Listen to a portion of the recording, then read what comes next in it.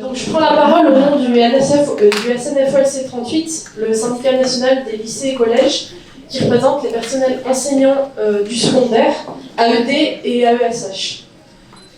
Hier, le 5 décembre, l'ensemble des professeurs s'est mobilisé avec les autres fonctionnaires contre les mesures Kasbarian et notamment contre la dégradation de la protection des agents face aux aléas de santé.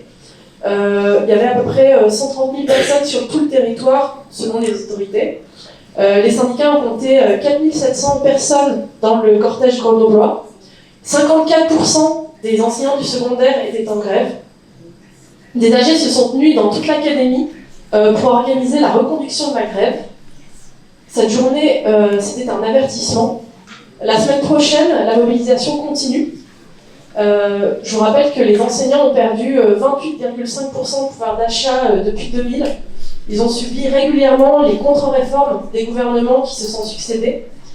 Donc, dans ce contexte de destruction du métier, eh bien, la mesure Kasbarian, c'était la goutte de trop.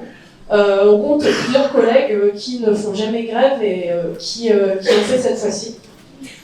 Perdre 300 € pour un professeur certifié lors d'un arrêt maladie d'une semaine, c'est violent et c'est inadmissible. Après cette journée réussie de mobilisation, le SNFOLC soutient toutes les initiatives en vue d'une grève reconductible à partir du 10 décembre, en même temps que les cheminots et de nombreux autres corps de métier attaqués par la politique de sape de la fonction publique. Au début de l'année, je ne sais pas si vous vous souvenez, la ministre Oudéa Castéra a menti concernant le prétendu absentéisme des enseignants dans l'école publique. Elle justifiait l'inscription de ses enfants dans l'établissement Stanislas, un établissement privé prestigieux, pas très respectueux des valeurs de la République, bien que largement financé par l'État. C'était un mensonge éhonté qui a été très vite éventé par les médias. Reste que rarement un ministre avait autant dénigré les agents de son propre ministère. Le ministre de la fonction publique, là, monte d'un cran, puisqu'il évoque carrément et fallacieusement l'absentéisme de tous les fonctionnaires pour détruire leurs acquis et fragiliser encore ceux qui réalisent les missions de service public. L'hôpital, l'école, les retraites. Rappelons qu'il s'agit de la seule richesse de ceux qui n'en ont pas. Les services publics coûteraient trop cher. Mais quel est le coût réel de leur agonie pour la santé publique, pour l'éducation, pour l'avenir du pays? L'enseignement est sinistré, le recrutement ne cesse de s'essouffler. Cette année encore, on ne compte plus les établissements où il manque des professeurs, particulièrement de français dans l'académie.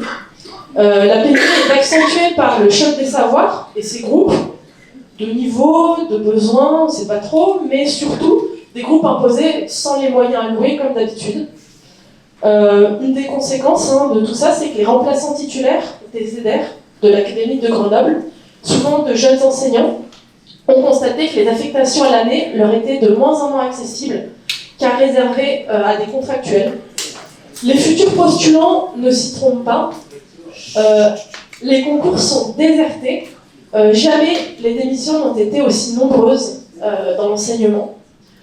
Et pour ceux qui restent, ils doivent subir les dégradations de leurs conditions de travail et de mobilité, qui osent encore tenter une mutation dans le contexte d'une répétition interminable de suppression de postes.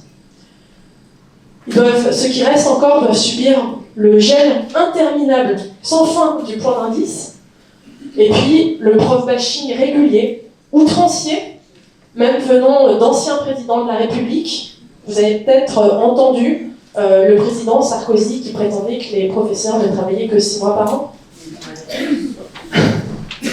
Donc, face à tout cela, le SNFOLC 38 revendique 10% d'augmentation immédiate et sans contrepartie du point d'indice, des négociations immédiates pour rattraper le déclassement salarial, la suppression du pacte et des primes au mérite. Ce sont de fausses revalorisations, mais de vraies attaques contre le statut et de vraies surcharges de travail. L'abandon, évidemment, des mesures Kasbarian. Et puis, enfin, l'abrogation de même la réforme des retraites. Merci.